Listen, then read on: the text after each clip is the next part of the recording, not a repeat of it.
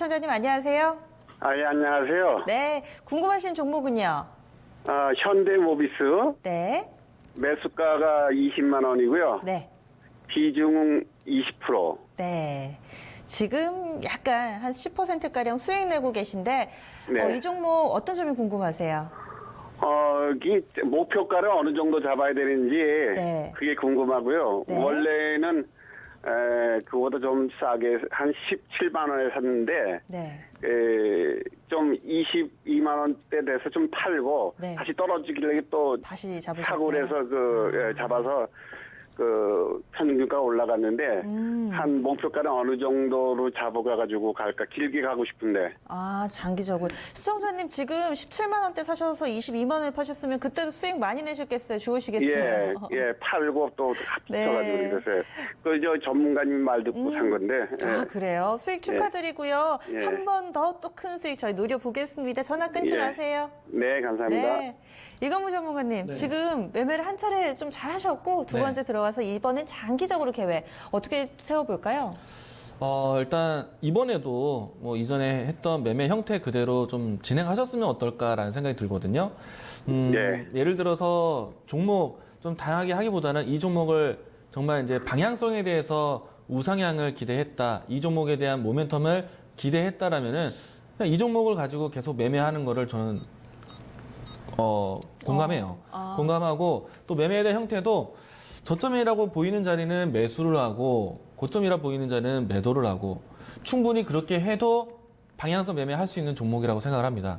우선은 현대모비스에 대해서 먼저 말씀을 드리면은 현대기아차, 현대그룹차 내에서 이 자동차 모듈이라든지 뭐 소프트웨어 기술이라든지 또 앞으로 이 현대기아차의 자동차에 AS 공정을 하는 그런 것으로 매출액을 만드는 회사거든요. 그런데 상대적으로 현대기아차 완성차 전체를 만들어서 판매하는 기업보다 주가 하락이 크지가 않았어요.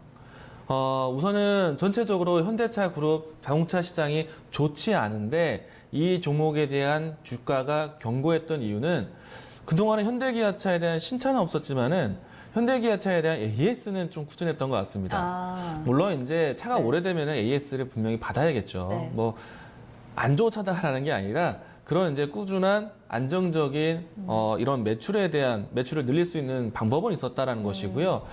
하지만 현대모비스도 분명히 통감해야 되는 거는 자동차 업황이 힘들구나라는 건 있어요. 근데 이제는 힘들 만큼 힘들었거든요. 가장 큰 이제 악재는 이제 중국에서 이제 다시 진입할 수 있는 그런 계기를 만드는 게 중요한데 이거는 점차 풀릴 것 같습니다. 그래서 현대차, 기아차, 현대모비스 주가의 저점은 확인했다라고 생각이 되고요. 그러면 이제 앞으로 어떻게 위로 갈 것이냐. 우선은 당장의 매출에 기반해서 본다라면은 급격하게 늘어날 수 있는 계기는 없어요. 그런데 현대모비스, 현대차, 기아차 주가의 흐름이 못 났다가도 다시 일어설 수 있는 계기는요. 지배구조에 대한 개편의 이슈가 강력하게 있다라는 것. 네. 우선은 딴지를 거는 발목을 잡고 있는 요인들이 있죠. 엘리엇 펀드 그 사모펀드에 대한 입장인데 최근에 현대모비스, 뭐 현대차 그룹 전반적으로 지배 구조를 하기 위해서 주주총회라든지 이런 것들을 계획을 했지만 여러 투자자에게 우리가 현 경영진으로 해서 현대차 그룹을 이제 지배 구조 개편을 투명하게 하고 운영을 다시 또 적극적으로 하겠다라는 거를 엘리엇 펀드가 방해를 하고 있습니다. 현대차 오너가가 원하는 대로 하지 말고 주주에게 최대한 베풀 수 있는 구조로 만들어라. 그래서 지금 현재 그런 이제 분쟁이 있는데 저는 시간이 가면 엘리엇 쪽의 입장을 봐주기보다는 현대차에 대한 입장을 고수가 될 거라고 생각합니다. 이제 시간의 문제인데 저는 이 뉴스가 나온다라면 언제든지 갑자기 주가가 변동성이 크게 올라올 수 있어요. 그래서 그것을 기대하면서 주가의 방향성을 투자를 하고 바닥 확인해서 이제 신차 나오고 중국 시장이 열리게 되면은 매출액 점진적으로 늘어나거든요. 그런 추세라면은 반등에 대한 흐름들을 기대해보고 만약에 이벤트 지배구조 개편에 대한 뉴스가 가시화되면은 급등 시세도 한번 보는 거예요.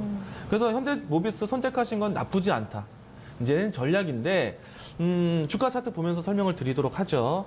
자, 주가에 대한 추세 자체가 최근 2, 3년 동안에 하락했던 거는 이제는 보지 마세요. 왜냐면은 이제 바닥을 확인했고 중국 시장이 열리게 되면은 물론 이제 급격하게 자국의 그 브랜드를 빨리 이겨내는 건 아니겠지만 점차 문을 두드리는 것 자체가 중요하거든요. 그러면 주가가 이제 점차 올라가는 포인트로 해서 이전에 했던 매물대들을 계속 확인하면서 올라올 겁니다. 첫 번째 매수하셔가지고 매수하셔가지고 올라왔던 1차적인 매물대 잘 확인하셨고요. 이전에 있었던 자리들을 좀 표기를 해드린다면은 이번에 만약에 조정이 되어진다라면은 20만 원대에서 재차 다시 또 사시고 올라온다라면은 요번에는 23, 4만 원대 정확히 좀 보여드리면 24만 원대까지 목표가 또 보시고 그리고 다시 조정되어지면은 22만 원대에서 매수하시고 그다음 목표가는 27만 원 정도까지 보시고 그러니까 뭔가 좀 단계적인 목표가만 좀 설정해 놓으신다면은 시청자분이 전략하신 대로 그대로 이행하셔도 나쁘지 않은 기업이다라고 생각을 합니다. 그리고 이 종목이 맥시멈으로 올라오게 된다면은 저는 그래도 30만 원대까지 움직임을 좀 장기적으로 보신다면은 좋지 않겠는가. 왜냐하면은 글로벌 시장이 상당히 어려운데도 불구하고 현대모비스 연구원들이 이 자동차 모듈 연구에 대해서 상당히 기술 발전이 빨랐습니다. 이제 시장이 소비만 해주면 돼요. 저는 이제 소비해줄 수 있는 시기가 왔다고 보거든요. 그러면 주가 레벨업도 가능하다고 봅니다. 30만 원 이상까지 보세요. 대신에 저점은 사고 고점은 매도하고 좀 그런 전략 필요하죠. 충분히 잘 하실 수 있을 것 같아요. 일전에 한번 경험을 하셨기 때문에.